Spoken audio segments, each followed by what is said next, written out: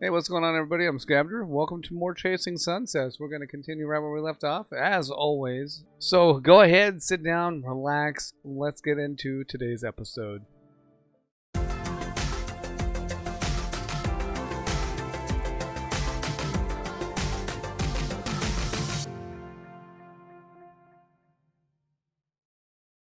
Okay, this is where we picked up, or this is where we left off. We're about to go to Honduras. And this is after Alex had spent some time at the ski resort, like just working there for like the winter, I suppose. So this is 6 years ago from whatever the current date is.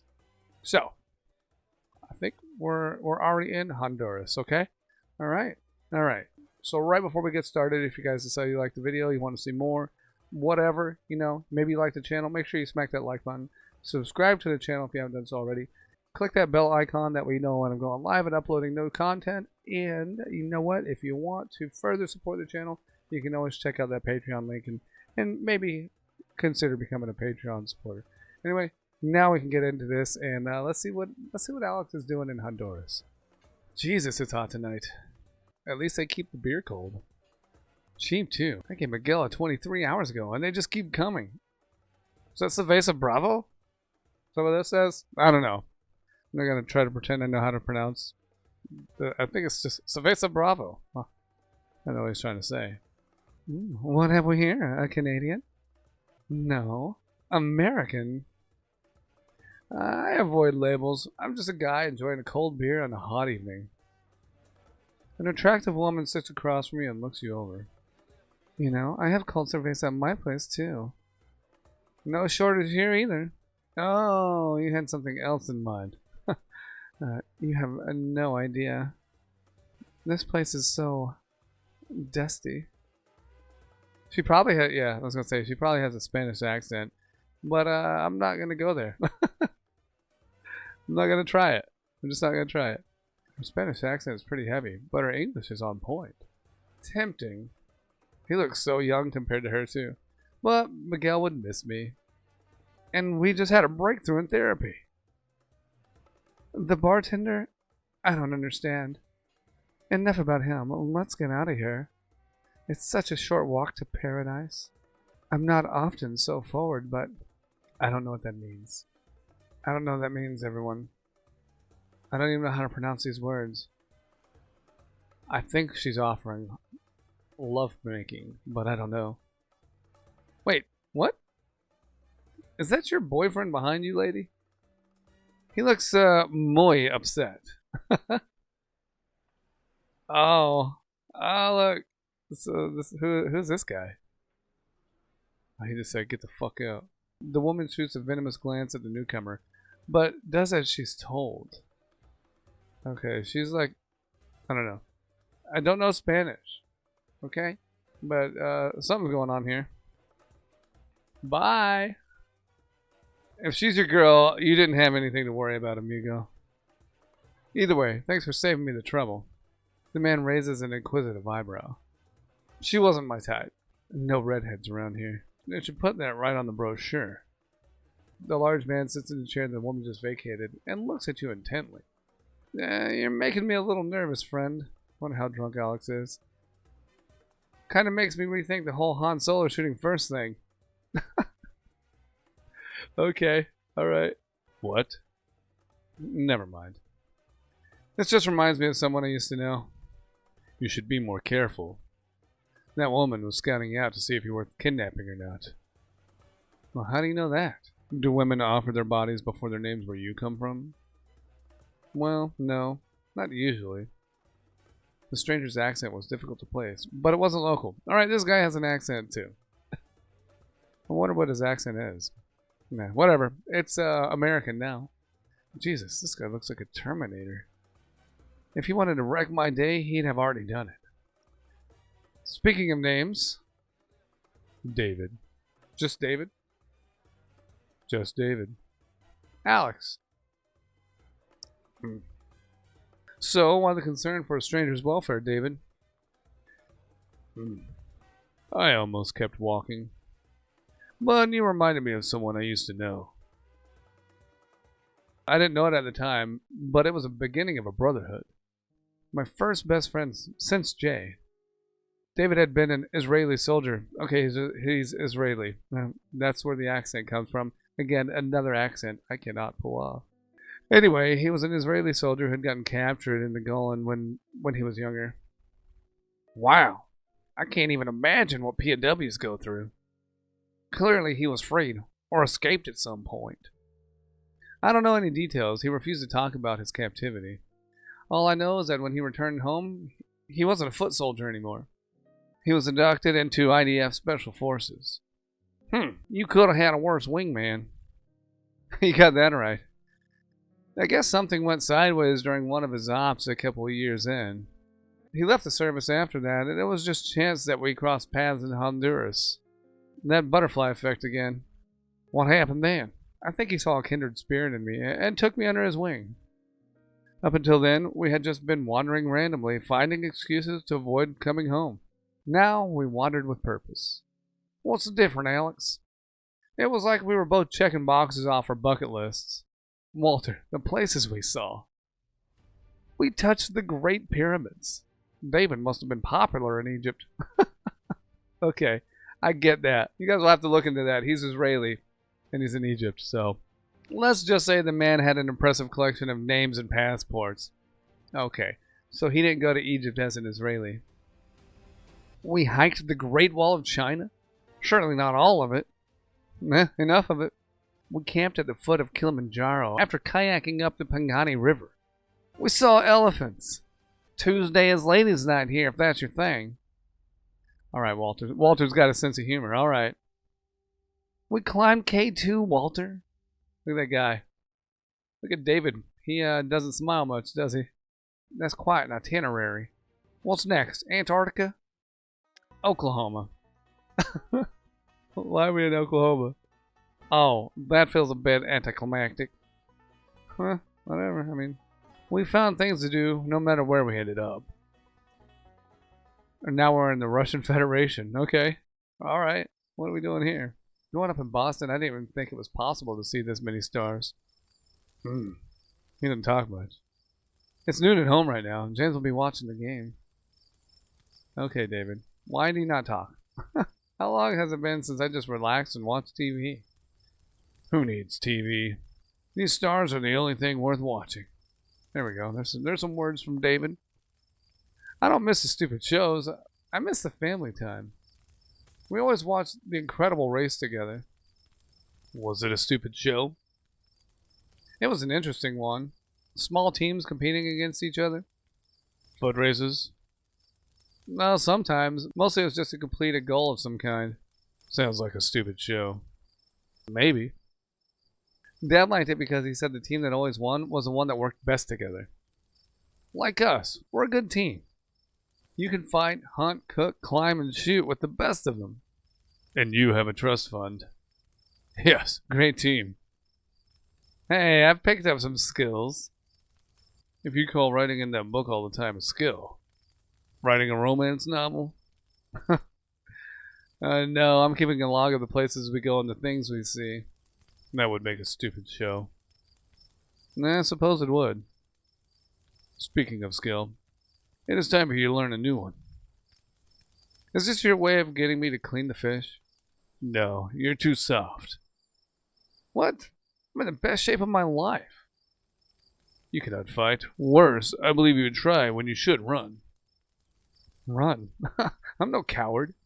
You are not in Boston. There are no police here. In the real world, fights mostly end in death, or worse. It's almost always better to run, or avoid fighting entirely. I can't imagine you running from anything, David. I'd run every time without shame unless forced to choose otherwise. You would do well to do the same. You almost always have more to lose than the other guy. I've only been in one fight in my life, David. I'm not looking to have another one. It'll happen again someday, whether you're looking for it or not. Tomorrow, we begin preparing for that. Alright, sounds ominous. Painful, certainly. You adopt a mock serious tone. David, are you offering to be my sensei? More like a life coach for keeping your anal virginity a little longer. I'll have you know, the list of Hollywood starlets I've been pegged by is long and distinguished. Quiet laughter fills the clearing. Is that somebody else, or was that him laughing? I don't know. How long did this eat, pray, fight thing go on for? Almost 5 years, until David and I parted ways. Are you still in touch? No. Walter grows visibly uncomfortable. So if I'm doing the timeline math in my head correctly, that brings us to... yeah, Mom and Dad. Alright, now we're in Sicily. This is only 18 months ago, a year and a half ago. And I'm assuming this is just some random girl. What you must think of me? I wouldn't leave the bar with just any Yankee now.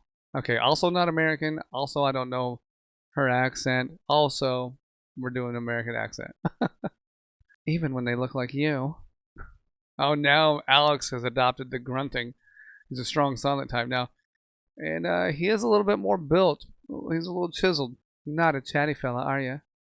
So you're the quiet, broody type then. I talk. And when it's important. Fiona, if you want to know. So they're leaving a bar together and he doesn't even know who she is yet. What is going on here? What is he up to? I didn't think Alex would be the type of guy just to take someone home that he didn't know the name of. Maybe, I don't know. We'll see. We'll see what's going on. Huh? My name is Fiona. Alex. What's the deal with your husband, Fiona? That was him watching us leave the bar, wasn't it? He seemed pretty unhappy about it. Oh, you're a sharp one. I have a hall pass tonight, Alex, and you're my +1. What does that mean exactly? My husband made a mistake that should have been the end of our marriage. It may not feel like it, but you're the agent of his forgiveness. Tonight we even the score so we can try to move on. Alright, that's interesting. That's interesting. Maybe that'll work for some. I don't think it will. I mean, I think they'll end up being divorced anyway. I take it he didn't approve of your choice. It's fair to say he hoped I would pick someone less, perfect. My girlfriend at the bar said you have sad eyes. You do, you know. Is that so? That's why you accepted my offer, isn't it? Do you hope our time together helps you remember someone? Or to forget her? Alright, that's pretty personal. Oh, but I mean, he came out right out. He just said it. Both. And here we go. She offers no resistance as you press her against the wall and kiss her passionately. The thin fabric of her dress does little to conceal her hardened nerves. Oh, okay. If that's how just a kiss feels, he has right to worry. Uh-oh. And we are in the house. You arrive at the room and Fiona suddenly seems nervous. So, a full disclosure.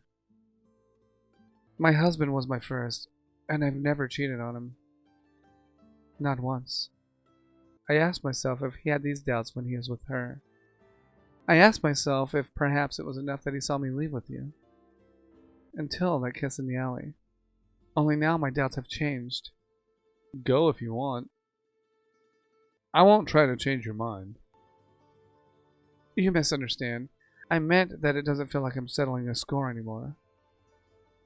As you move toward her, you see her tremble slightly. Fiona sighs softly as your fingers trace the bare skin of her arms. I want this, Alex. More than anything, I want this, regardless of bloody scores. Your fingers trace her hardening nipples through her dress while your lips tease her neck. What the fuck? What's going on? Oh, hold on. That is not Fiona anymore. That's Jay. Yeah, Jay. Get a grip, Alex. You're over this. Oblivious, Fiona unlocks her phone while you retreat to the bed in shock. After dialing a number, she sets the device on the dresser facing the bed. Hold on. Okay, alright. If we're to continue, he needs to see this. The deal was that you use a condom, but I doubt he did. So, he'll just have to have faith in your self-control, won't he? That's between you and him. Enough about him. The rest of the night is all about you. You awaken in the deep hours of the night to absolute silence. Okay.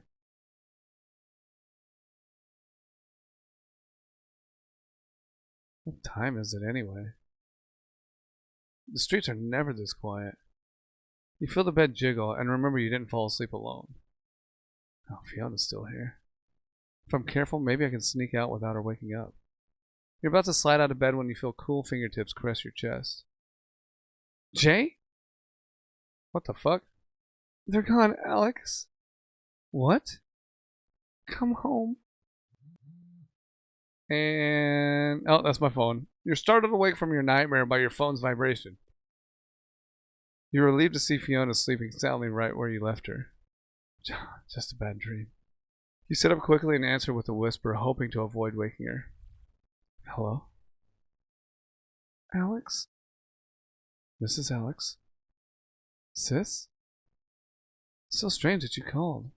I was just talking to you in a dream. She says nothing. Alex? It's Mom and Dad. Oh no. They're gone. As she says the words, you knew in your heart it was true. But it was a dream. How?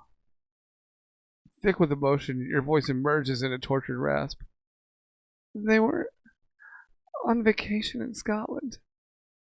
I guess Dad was driving. It was foggy. Police said fog had frozen to the road. They had a patch of ice, and... You struggle to respond. To be reassuring. To be comforting. To be anything, but no words come. Alex, are you still there? Time seems too slow until the flood of crushing pain is swallowed by merciful numbness. Yeah, still here.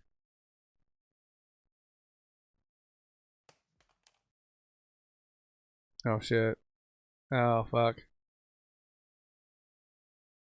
Not good. Chapter 1, Arrivals and Departures. So that whole all the episodes up till now have been the prologue, I guess. And we are in Chapter 1. This game is getting better. Initially, I thought it was kind of like just drawn out. That was a pretty long prologue, but I think we're picking things up here. I am enjoying this game now. We will be playing more of it.